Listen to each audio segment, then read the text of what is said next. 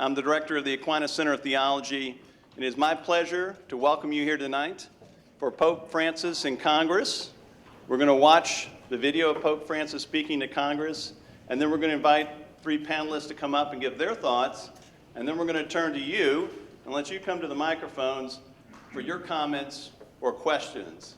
But obviously there's a lot of excitement today about the visit of the Pontiff and a lot of commentary on his talk to Congress. But I don't want to spoil that. I can't tell you this much. I pulled this off the internet from two different Catholic journals. This shows you how different people can look at the same speech. One is from the National Catholic Register, which is a traditional Catholic newspaper, journal. Here's their title. It said, "Marriage and family are being threatened," Pope tells U.S. Congress. The Holy Father said, "The Golden Rule also reminds us of our responsibility to protect and defend human life at every stage of its development." That's their take. You turn to the more progressive National Catholic Reporter. They said, "Day in Merton, the Catholic radicals Francis cited." That would be the same speech that they watched. So different people will see this differently, not shocking in the context of American politics and culture and religion. One other quick thing. Pope Francis is a pope of first. He's the first South American to be pope, pontiff. The first son of immigrants, as far as I know. Now somebody can correct me on this. The first chemist. The first bouncer in an earlier life. And the only pope who knows how to tango, as far as I know. But most importantly, he's the first pope to ever address the United States Congress. And this is a very seminal moment, because it wasn't that long ago when even considering being, remember when John F. Kennedy ran for office, the notion of he'll be dominated by the Vatican was a serious consideration. So the notion that you have a pontiff and the U.S. Congress actually wants to hear what he has to say is really quite amazing. But it's not completely shocking, because about a third of the U.S. Congress is Catholic. Of course, the Vice President, Joe Biden, is Catholic, and 6 of the U.S. Supreme Court justices are Catholic. So Catholics, once upon a time, were sort of an excluded group politically in this country, but no more. But more importantly, the fact that they want to hear what he has to say, a religious leader, and to bring him front and center is an interesting moment politically. And I really look forward to hearing what the panel has to say about his talk on that. So without further ado, I'm going to turn it on. We're going to listen to the Pope, and then we'll invite our panelists to come up here.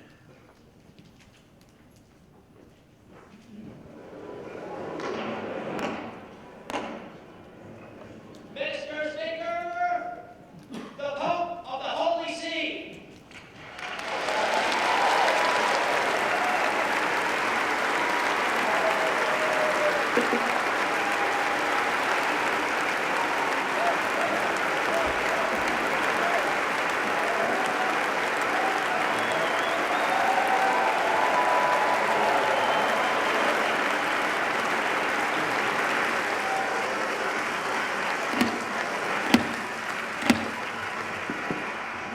Well, there you go. As Speaker Boehner panel said to the Pope, good luck.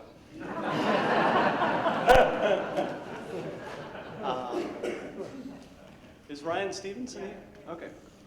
Come on up, Ryan. Ryan's going to introduce the panel for you. Ryan Stevenson is the head of the Catholic Student Union here at Emory. He's a fantastic student, a major in international studies, Latin, I get that right? And a concentration in Catholic studies here at Emory. I first met Ryan 4 years ago, and now he's a senior. It's hard to believe, and it always hurts when you know that some of your fantastic students are going to leave. I was interviewed by German Public Radio about the Catholic Church in the United States, which was sort of a strange thing, to be honest. Not normally interviewed by other countries, but they asked me, the person asked me, in English, thank goodness, they asked me, what are you optimistic about the Catholic Church? And I said, the young people I work with. They're fantastic. They're bright, they're intelligent, they're committed, they have great sense of helping other people. They've been energetic on this campus. Ryan's been in charge of getting the Catholic Student Union reignited here at Emory. He's been involved in creating a student leadership retreat, which we do each year for our Catholic students here. They do an ecumenical Easter dinner. That was also started by our students. And Ryan this summer actually went and tracked down an internship with the Vatican delegation at the United Nations on his own, without any, no insider help. He found out who to contact, how to go about it, and convinced them to take him in as an intern, which was a super experience. So Ryan's going to also ask, we do occasionally what I call a fishes and loaves evening, where we have baskets for volunteer donations to the Catholic Student Union, and I hope you'll consider that before you go out and to our reception after when this is over. So, Ryan?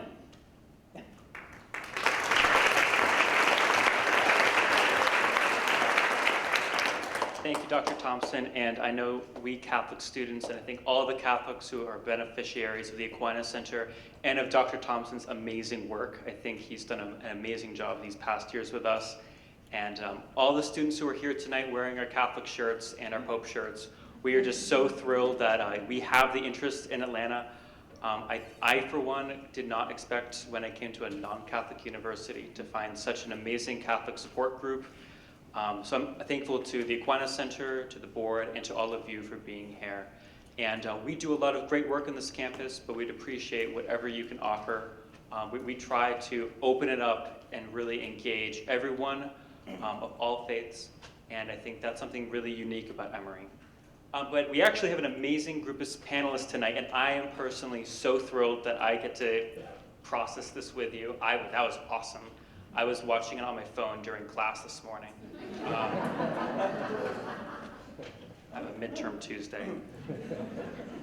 But first we have Dr. Alan Abramowitz, is the Alwyn Barkley Professor of Political Science at Emory University. His areas of specialization are American politics, political parties, elections, and voting behavior.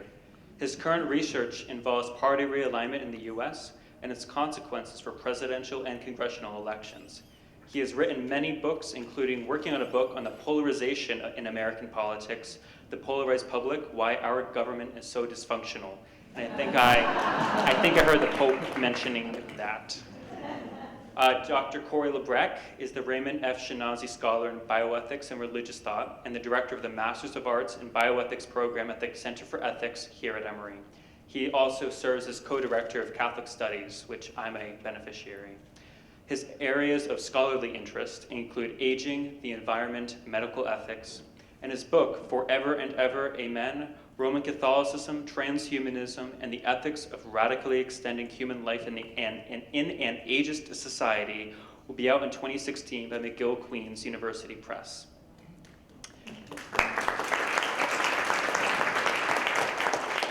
And then Dr. Marie Marquardt is a scholar in residence at the Candler School of Theology here at Emory. Her areas of academic interest include immigration, multi-ethnic and multicultural congregations, and the role of religion in shaping civic engagement in public life. Her academic books include Globalizing the Sacred, Religion Across the Americas, and co-authored with Manuel A. Vazquez, Living Illegal, The Human Face of Unauthorized Immigration. She is co-chair and a founding organizer of El Refugio, a hospitality house for families of detainees at the Stewart Detention Center for Immigrants. She's also recently become a writer of a young adult fiction with her novel, Dream Things True.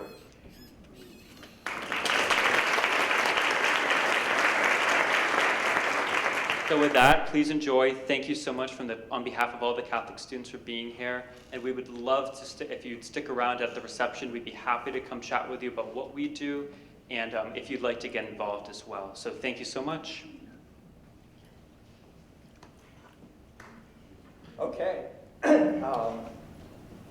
Well, first of all, I'm really delighted to be here, and thank you very much for inviting me to this event. We don't have a lot of time, so I'm going to try to be pretty brief in my remarks. Let me say, first of all, that Pope Francis is a difficult act to follow. And also I would say that I wish I had had one of those Pope Francis t-shirts that I could have worn to High Holy Day services, just to see what kind of reaction would have gotten. But you know what? I think people would have been pretty understanding, because this Pope has really become quite a hero to many people of different faiths, not just Catholics. But I'm going to talk a little bit about what I think of maybe the political implications of this from my perspective. So I mentioned in my little write-up, and you may have seen in the Emory on the Emory website, that the Pope, arrives here at a time of, I said, almost unprecedented division in American politics, and particularly unprecedented partisan division. So the divide between the two parties today is as great, and there's empirical measures of this to support this, as great as it has been at any time in over 100 years. And it's a divide that cuts across many different issues. And it's a divide that, in my view, involves not just the political leadership class and activists, but the public. I think we're seeing some of this evidence of this when we look at the presidential primary race that's going on right now in this country, and some of the very divisive rhetoric that we've been hearing there. Contrast that rhetoric with what the Pope had to say. Donald Trump versus the Pope.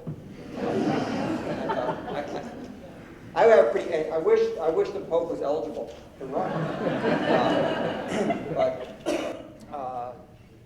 And the problem is that this division involves not just issues. I mean, Democrats and Republicans just are very divided on some of the issues that the Pope brought up, over how to deal with climate change, over poverty and inequality, over all sorts of things.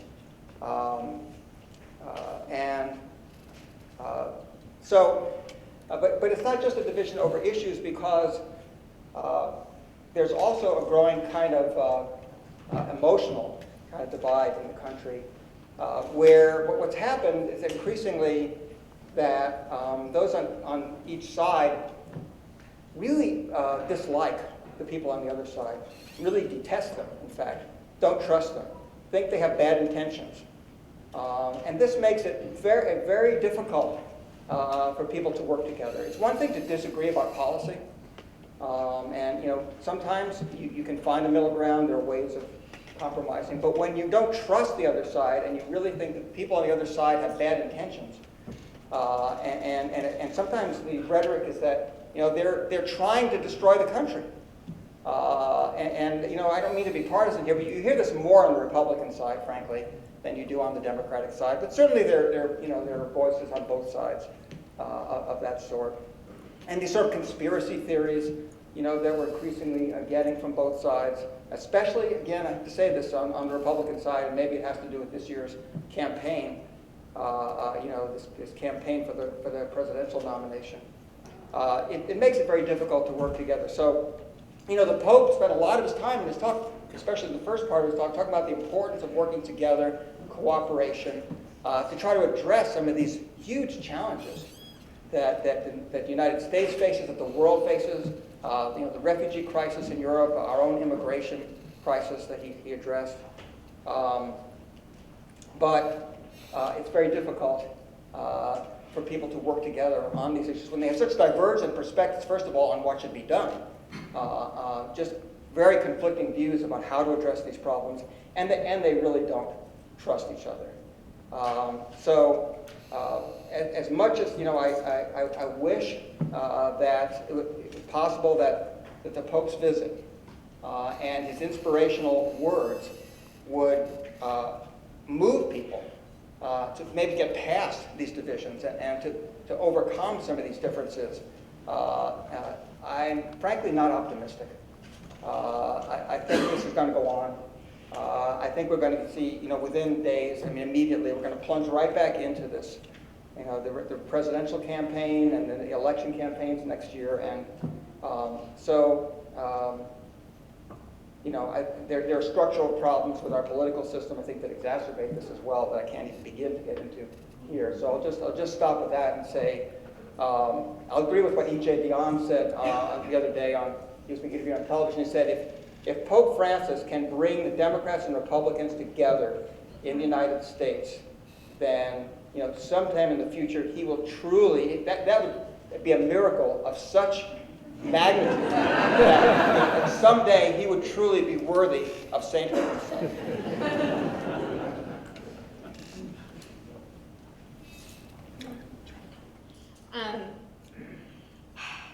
Wow, so wish us luck, right?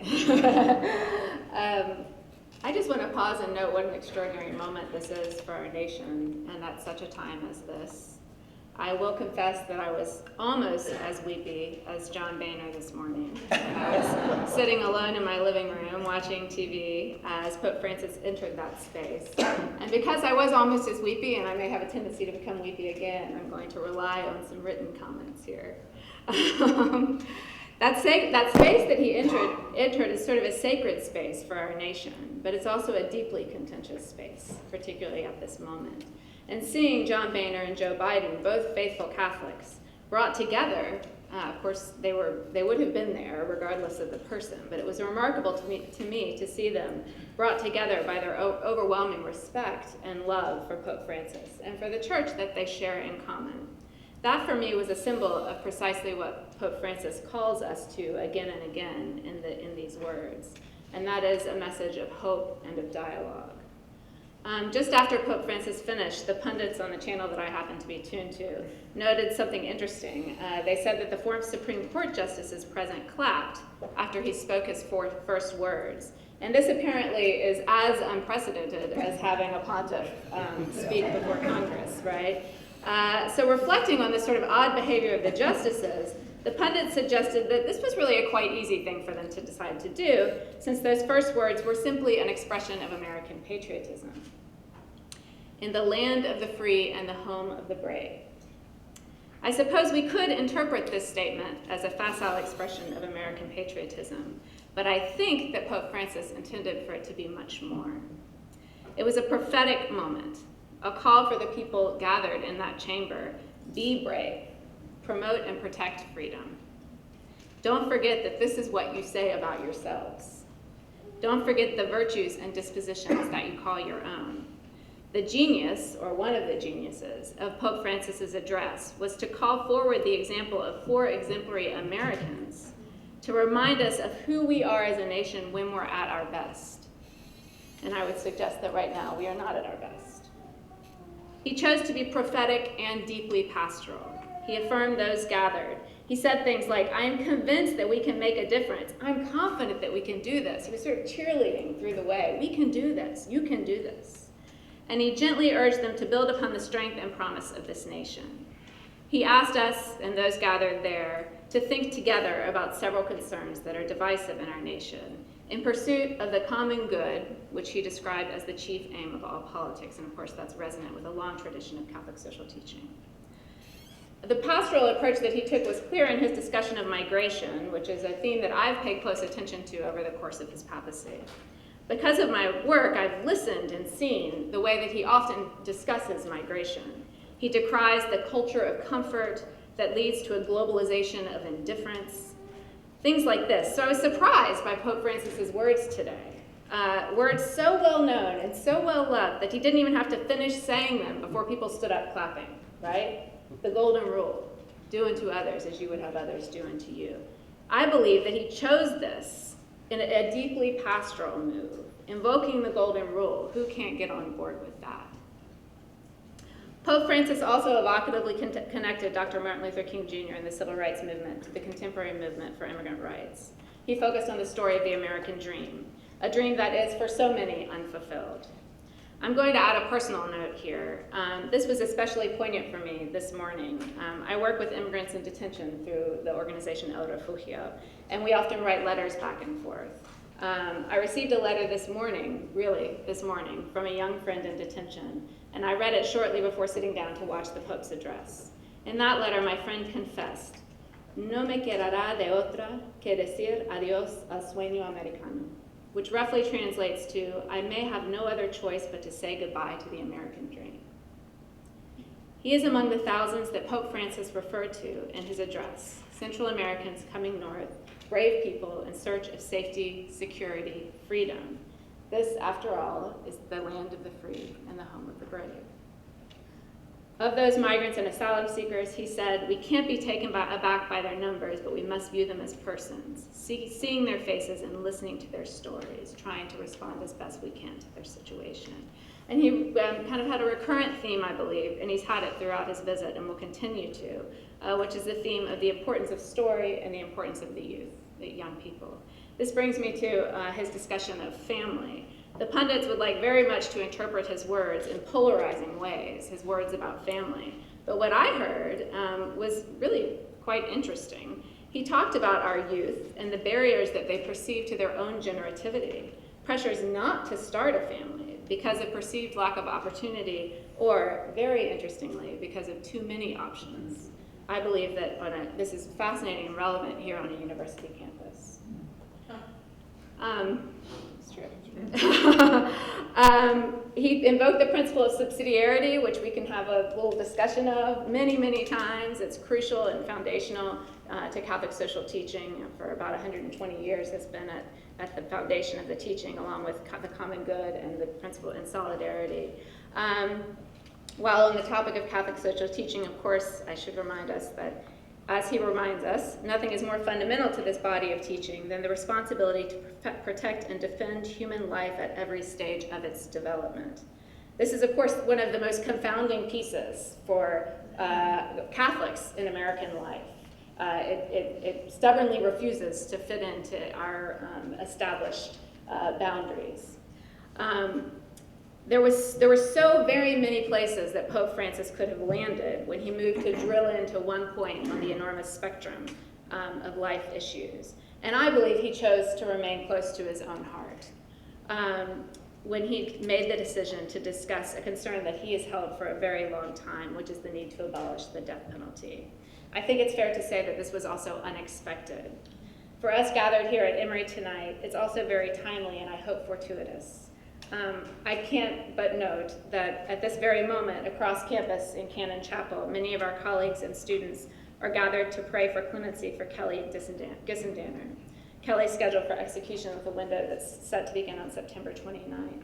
Kelly is one of our own here because she holds a theology degree from Emory, which she earned as a participant in Candler's prison ministry program. The president of Candler's Coordinating Council describes Kelly in this way, quote, "Kelly is no ordinary woman on death row.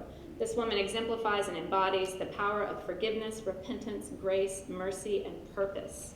What a testament to the power of that hope and rehabilitation of which Pope Francis spoke in his discussion of the death penalty.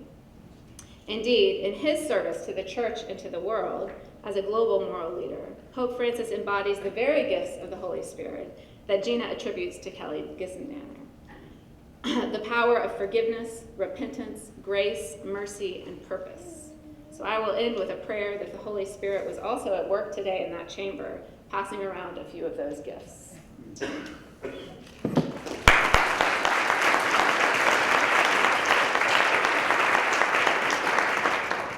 As we were watching the address just now, I quickly typed up my notes and printed this reflection. Now, of course, it's not true. I saw this earlier today, not while I was in class, Ryan, but while I was in a board meeting. There is something stirring about the image we have just seen. The first pope from the Americas standing under the US flag, which itself hangs under the oft-contested axiom in our day, "In God we trust." Clad not in the business attire of Congress, but in the simple white cassock and pellegrina that speak less of the authority of a dignitary and more of the solidarity of a people bound to one calling. The pontiff, ushering in his own aggiornamento in the contemporary church, echoes the opening truths of two important conciliar documents, Gaudium et Spes and Nostra Aetate, now celebrating 50 years. One is the community of all peoples, one their origin, one also their final goal.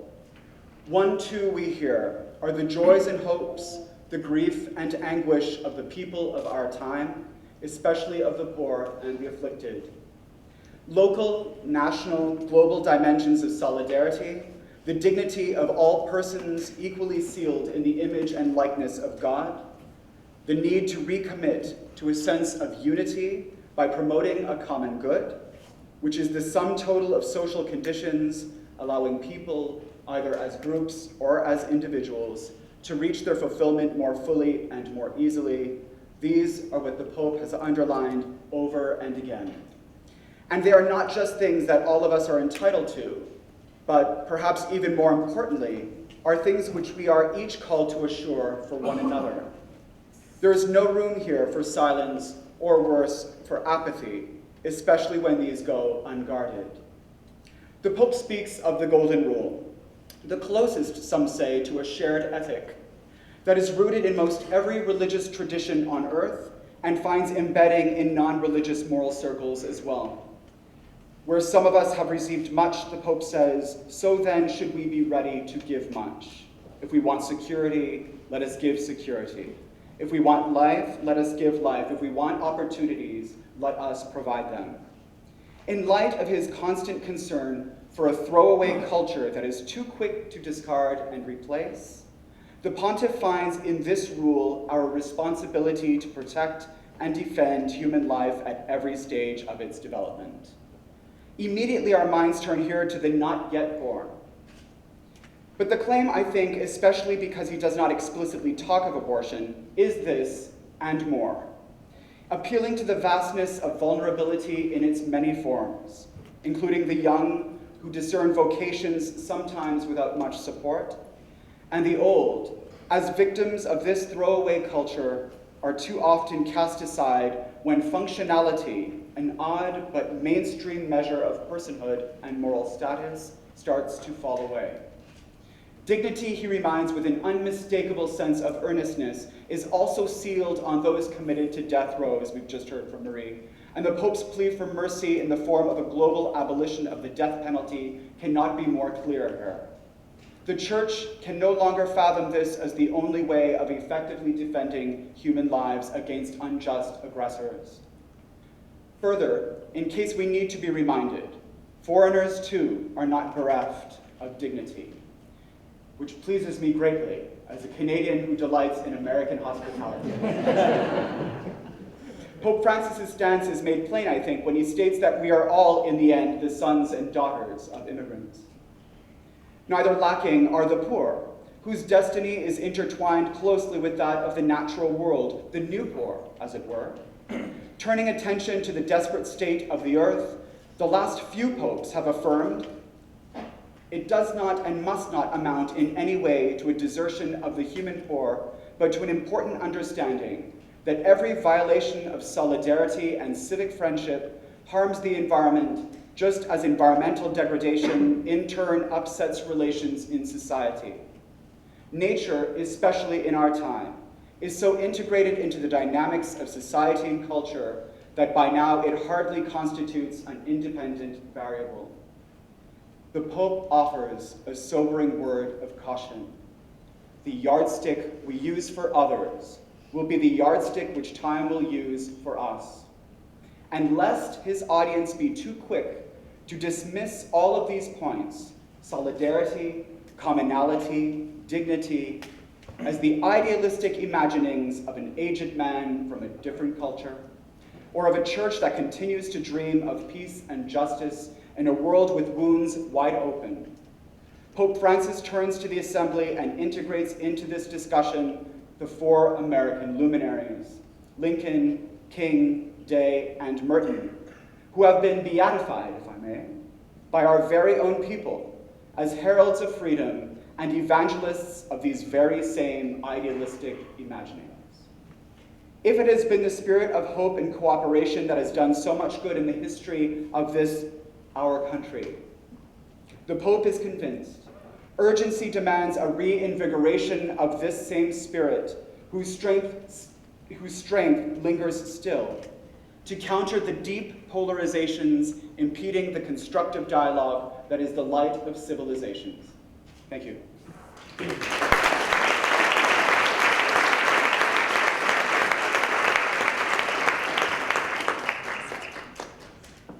Well, have time for just a couple of questions because we have a reception outside with food and drink, including, as Catholics will know, that any reception involving Catholics, wine.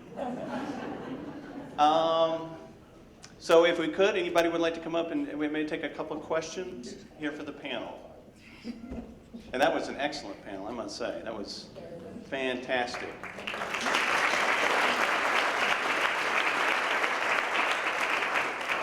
More of a comment than a question. I was struck with the uplifting words that were repeated. I believe my friend Ellie here counted common good at least 6 times. Words like noble, building, love, dignity, protect, that he so believes in. We are crying for statespeople now, and we have a prime example there. So. Wonderful. I think this is actually quite expected of the Pope of Mercy, right? To think of the constructive elements of a culture that we need in order to continue along our way. You're absolutely right. I'd like to make a comment, if I may, and which would lead to a question. I have been struck, both within myself and in what I've observed, or have been observing, about the tears that the Pope has evoked over and over again in me, and in, as I say, John Bader, Biden behind him. I think that what he is calling us to, there's something much behind, much deeper than language or precepts or even the policies, which indeed are the surface human political level, how we will operate. I think he's calling it to something deeper than that. And in archetypal terms, it is a soul state. He's reminding us of it's particularly evident in the reactions to his embrace of children, literally his embrace of children, or at least myself, if I'm speaking for many others, it's a callback to a more innocent part of my own human nature. When there was indeed hope, and when indeed the world opened up to possibility. So my question is this, and it derives from a very interesting, I thought an extraordinary op-ed piece by, I can't remember his name now, but a retired Catholic bishop in California, in an op-ed article in the New York Times last weekend, in which he basically asked for all of us and the Pope, he actually challenged the Pope in a way to move some of this dialogue that he talks of into a new territory. The biggest thing occurred at the end that was new, and that was he asked to have, based on his own response to his nieces and nephews, who in a sense no longer had a theological belonging to Catholicism, but had he sensed, had a totally different understanding of God. Literally, a totally different understanding of God. Not in the most conventional terms, obviously. Most of us are left far behind. And that is God as a bearded man in the sky in pajamas. But rather to a totally different sense of God that exists in the artifacts of life itself, whether it's seen by scientists, political scientists, whatever. And I wondered if any of you had come to the same conclusion, starting with the renewal of plain soul. Well, I would certainly comment, as you know, I've shared this sort of waterworks in the past couple of days, and I do think there's something really fundamental about Pope Francis's consistent call to let the children come unto him, and that kind of the beauty in that moment. And I imagine that many of you saw, and if you didn't find it, yesterday when he was coming into Washington, D.C., and that young girl, Sophie Cruz, crossed over and he was pushed away, and then the Pope summoned her, and his bodyguard swooped her up and carried her over, and he embraced her, and she gave him a letter, the content of which is readily available, and I would urge you to see it. But I think in those moments, there's something just so fundamental about those moments of openness and embrace and acceptance. And I think in that situation as well, it's a real affirmation of the young children in our country who are the children of immigrants in this case. Her parents are from Oaxaca, Mexico. So, Numa, I think one interesting aspect of this is one of the challenges that, as an outsider, I see the Catholic Church facing, but also other organized religions in the U.S. and elsewhere, is that young people are just moving away from organized religion altogether. You know, the fastest growing religious group, if you want to call it that, in the United States over the last 20 or 30 years are the nuns. And I'm not talking about the nuns who wear habits, or no longer wear habits, but the N-O-N-E-S. You know, when Americans are asked, what is your religious affiliation, the percentage who say none, nothing, or when within that you've got, you know, agnostic, atheist, other, has grown tremendously. Now it's still a pretty, you know, minority, but that's the fastest growing group. And among young people today, it's much larger. And this is not a situation where I think, you know, the evidence suggests that this is not a temporary thing where they're going to, you know, just as they get older, of course, people become more religious, and it doesn't seem to be the case. You can follow these generations over time. There's a real generational difference here. And, you know, if it wasn't for immigration and for the tremendous increase in the number of Latinos in the United States over the last couple of decades, the number of Catholics, especially practicing Catholics, would be way down. So, you know, and so people are looking for something spiritual, I think, and but they're, you know, I think a lot of people are, especially younger people, are not finding it in organized religion, and maybe this is an attempt to kind of change the message a little bit and maybe redefine the meaning of faith and God, and to make it more meaningful to young people. But it's really getting away from a lot of the traditional understanding. And as inspiring as many of us found the Pope's speech to be and his visit to be, let's keep in mind that there are a lot of people, a lot of Catholics out there who are upset about the direction that Pope Francis is taking the church in. As we heard, you know, at the beginning, some of the reactions to this, very divided reactions, you know, emphasizing different parts of his speech. But you know, to some traditional conservative Catholics, this is not the direction that they want the church to go in. So there are real divisions there within the Catholic Church, and there are political divisions among Catholics today, by the way. Catholics used to be an overwhelmingly Democratic voting group back in the 1950s and 60s, even before Kennedy ran, and that's no longer true. In fact, white Catholics now lean Republican overall. Of course, Latino Catholics tend to be Democrats, but that's a big change. So, you know, the Catholic Church has changed a lot. Catholicism has changed a lot. So I'm looking at it as an outsider, you know, but Can I very briefly, just very, very briefly, one of my favorite definitions of the soul is the locus of communication with God. And I think in many ways what Francis is doing, people certainly universally are not as interested in his doctrine as they are in his pastoral reinvigoration. And I think he is teaching in many ways that God speaks the language that is particular to each person. So there is communication with all. And I think because of that, there is such an appeal to the pontiff. I remember when he was elected, after he gave his opening words on the Loggia, I remember my mother, an Episcopalian, not to say that with any pejorative, my mother calling me in tears saying, "We have a pope," and I said, "No, I have."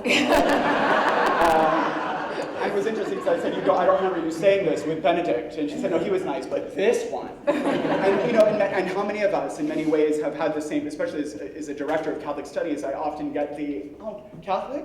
Oh, we love your Pope." And I don't know who the "we" is, and I don't know why there is need for that, but I thank them. I'm not sure who I'm thanking on behalf of, but there's something to say about that language of appeal. There's something about returning to the fundaments of the church in many ways that has become refreshing for more than just Christians. yeah. The Pope is much more popular, by the way, than any of the presidential candidates.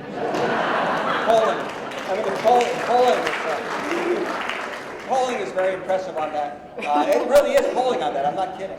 And the other thing I wanted to mention, the Pope's influence is very clear in one area. Apparently, following his speech today, there was a huge surge in Google searches for Dorothy Day and Thomas Merton.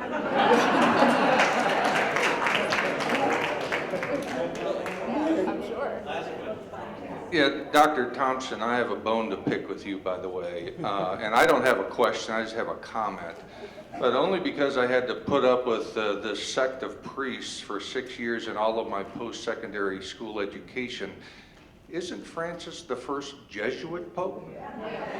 Okay, I just wanted to go on the record with that. Yes, Maria Kressler put you up to that, didn't she? Where's Maria? Yes, you did, didn't you? Yes, that's true. He is the first Jesuit pope, the Dominican, and we're founded by the Dominicans. They've had many popes, but it's nice that y'all have come along and got one. So,